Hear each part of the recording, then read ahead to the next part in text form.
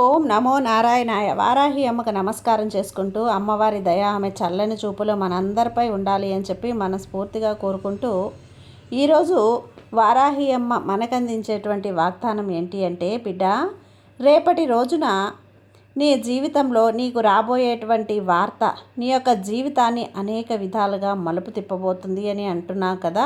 మరి ఈ రోజున మనకు వారాహి అమ్మ అందించేటువంటి సందేశంలోని పరమార్థం ఏంటో తెలుసుకునే ముందుగా ఫస్ట్ టైం మన ఛానల్ని చూస్తూ ఉన్నట్లయితే ప్లీజ్ సబ్స్క్రైబ్ చేసుకోండి ఫ్రెండ్స్. వీడియో నచ్చితే కనుక లైక్ చేసి సపోర్ట్ చేయండి. ఇక వీడియోలోకి వెళ్ళబోయే ముందుగా ఒక్కసారి జ్యోతిష్యంలో గొప్ప అనుభవం కలిగినటువంటి గురూజీ సుబ్రహ్మణ్యం రాజు గారు శ్రీ వారాహి అమ్మవారి ఆశీస్సులతో జ్యోతిష్యం చెప్తున్నారు. ఈ గురువుగారు చెప్పింది చెప్పినట్లుగా జరుగుతుందండి. Contact number 7075662225.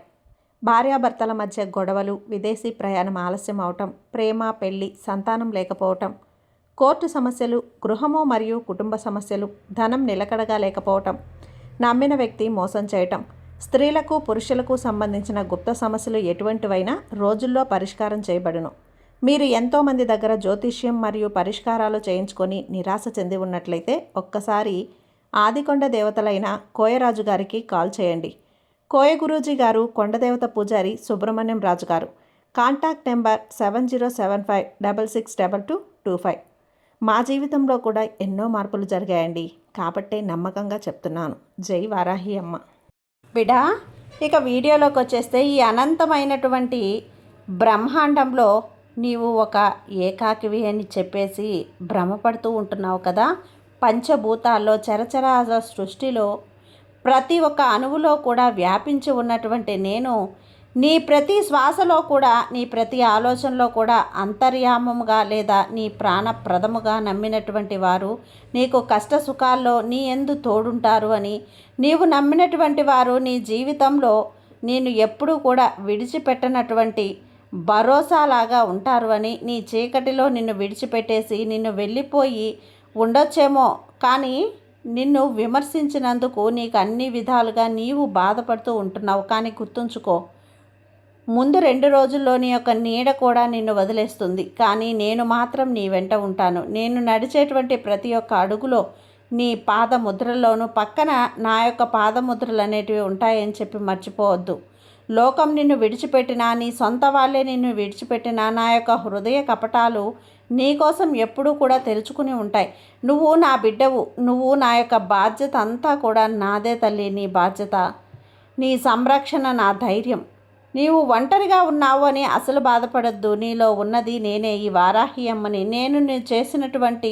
నీవు చేసినటువంటి తప్పుకు శిక్షను నీవు అనుభవిస్తున్నావో తెలియని ప్రతిరోజు కూడా నీవు బాధపడుతూ మానవ జన్మ ఎత్తినటువంటి ప్రతి ఒక్క జీవి యొక్క తన పూర్వజన్మల సంచిత కర్మల ఫలితాలను అనుభవించక తప్పదు తల్లి.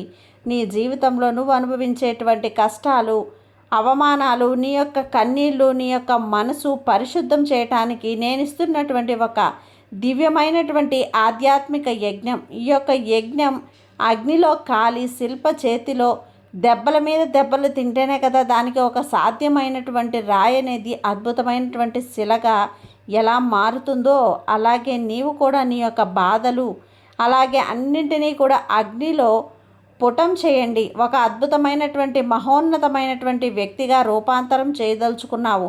నీ ఓపికకు పరీక్షించడమే కాకుండా, నా ఉద్దేశం కాదు తల్లి, నీ యొక్క ఓర్పును దానికి తగినటువంటి 10ంతల సుఖాన్ని నీకు ప్రసాదించడమే నా యొక్క లక్షణం. కాబట్టి ఆఖరిగా అదే అసలు పడద్దు తల్లి, అధైర్యపడద్దు. నీ వెనక సర్వశక్తివంతమైనటువంటి ఒక శక్తి, ఒక మేరు పర్వతంలా ఈ వారాహ్యమ్మ నిలబడి ఉన్నాను. నీ యొక్క కర్మ ఫలితం అనేది నీలో ఉన్నటువంటి అహంకారాన్ని కడిగేసి నిన్ను నా దగ్గరకు చేర్చే విధంగా చేస్తుంది.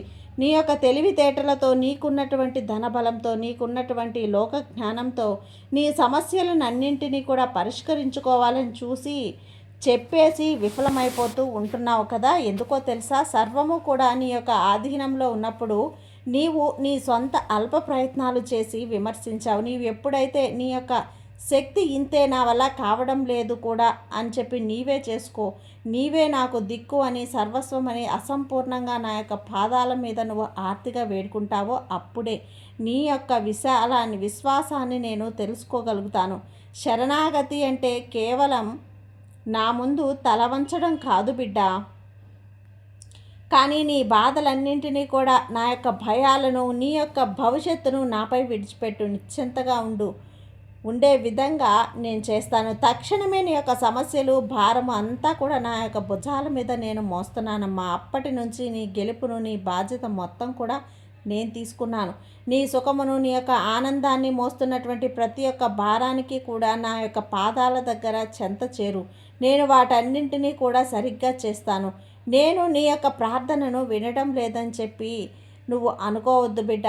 అది మౌనంగా ఉంటాను, చింతిస్తూ ఉంటాను కదా. గుర్తుంచుకో, పరీక్ష అనేది జరిగేటువంటి సమయంలో అలాగే గురువు, దైవం ఎప్పుడూ కూడా మౌనంగానే ఉండాలి. కానీ ఈ భగవంతుడు ఎప్పుడూ కూడా కళ్ళు ఎప్పుడూ కూడా తన భక్తుని కోసమే పరితపిస్తూ ఉంటాయి. నీవు రాత్రిపూట కన్నీళ్లతో అంతా కూడా తలగడను తడుపుతున్నటువంటి ప్రతి ఒక్క చుక్కను కూడా నా యొక్క లెక్క ఉంది. కాలం పక్వానికి రాకుండా ఏది కూడా నీకు తీపిని, అలాగే నువ్వు కోరుకుంటున్న శుభవార్తని దానికంటే 10 రెట్లు గొప్ప శుభవార్త నీకు ఇవ్వలేనా? నా యొక్క తపన, నా యొక్క శుభ సమయం వచ్చే వరకు కూడా నీవు నిశ్చింతగా నా యొక్క నామస్మరణ చేస్తూ ఉండు.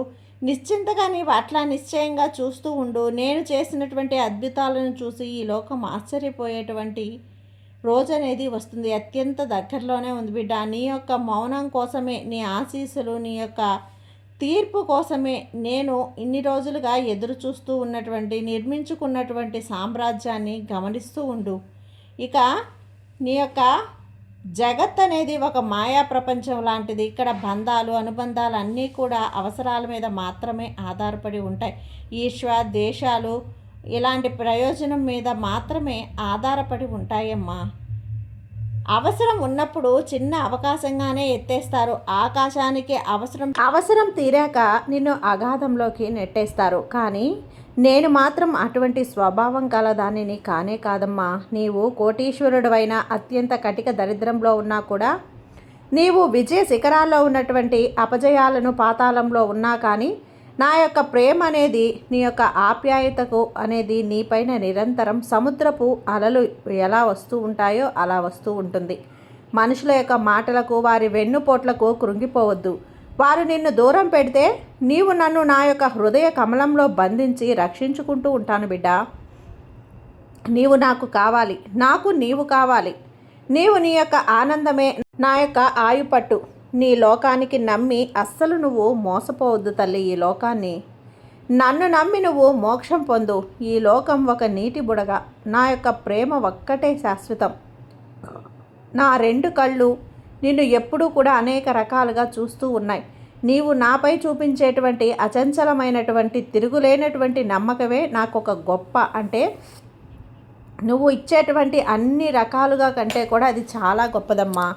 నీవు ఇక ఈ లోకంలో ఉండు. నీవు ఆయుధాలుగా ఆ ఓర్పును, సహనాన్ని చేసుకున్నావు అంటే నీ అనంత విశ్వంలో నిన్ను ఓడించేటువంటి శక్తి ఏ దుష్టులకు కూడా, ఏ శత్రువులకు కూడా ఉండదు. ఏ కష్టం వచ్చినా కూడా, ఏ సమస్య వచ్చినా కూడా నాకంతా కూడా ఆ భగవంతుడే ఉన్నాడని చెప్పి అనుకో. తప్పకుండా నీకు మేలే జరుగుతుంది. నీ అనారోగ్యం అనేది ఎక్కడా కూడా జరగదు తల్లి. ఒకవేళ నీకు ఏం జరిగినా తప్పకుండా దానిని కూడా నీకంతా నేను న్యాయంగా తీర్చిదిద్దుతాను. నీ యొక్క పుణ్యఫలం రెట్టింపు అయ్యే విధంగా నేను చేస్తూ ఉంటాను. నీకు దక్కేటువంటి రోజు, నీవు పొందుకునేటువంటి సంతోషం అంతా ఇంత కాదు, వర్ణనాతీతంగా ఉంటుంది. నీ జీవితం ఒక నందనవనంలా కాబోతుంది. ఆ గమ్యం చేరే వరకు ధైర్యంగా నీ ఉండాలనే కదా. కాబట్టే నీకు అనేక రకాలుగా ధైర్యం చెప్తూనే ఉంటాను. నీవు నీ యొక్క గదిలో ఒంటరిగా ఏడుస్తూ ఉన్నప్పుడు నీకు తెలియకుండానే నీ పక్కన అలా కూర్చొని నీ కన్నీళ్లను తుడిచి నీ తల నిమురుతూ ఉంది నేనే. నీవు నడుస్తున్నటువంటి దారిలో నీకు తెలియనటువంటి ఎన్నో ఆపదలు రాబోతూ ఉన్నాయి. ఎంత కుతంత్రాలు పన్నుతూ ఉన్నారు, వాటన్నింటి నుంచి కూడా నిన్ను నేను కాపాడుకుంటూ ఉన్నాను. నా అదృశ్య హస్తమే కదా నీ దారిలో ముళ్ళు ఉన్న అన్నీ కూడా నీ పాదాల దగ్గర ఎక్కడా కూడా గుచ్చుకోకుండా నా హస్తంతో నీ పాదాల దగ్గర నీ కింద అలా పరుస్తూ ఉన్నాను. నీ వెనుక ఉండి నిన్ను నడిపిస్తున్నటువంటి నేను, నువ్వు నన్ను గమనించలేదమ్మా. నీకు వచ్చేటువంటి ఆపదలను నేను నా వైపుకు తీసుకొచ్చుకుంటున్నాను. నువ్వు నా ముద్దుల బిడ్డవి. నీకు ఎటువంటి హాని అనేది జరగకుండా చూసుకోవటమే కదా నా బాధ్యత.